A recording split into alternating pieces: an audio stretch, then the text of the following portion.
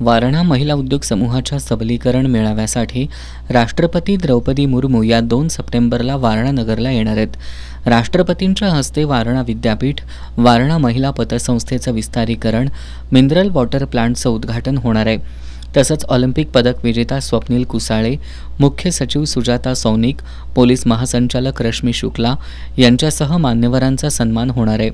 राष्ट्रपतींच्या दौऱ्याच्या पार्श्वभूमीवर वारणा उद्योग समूह आणि जिल्हा प्रशासनाच्या वतीनं जय्यत तयारी सुरू आहे. आज जिल्हाधिकारी अमोल येडगे यांनी कार्यक्रम स्थळाची पाहणी केली. त्यांनी सर्व विभागांच्या अधिकाऱ्यांची बैठक घेऊन तयारीच्या दृष्टीनं सूचना दिल्या.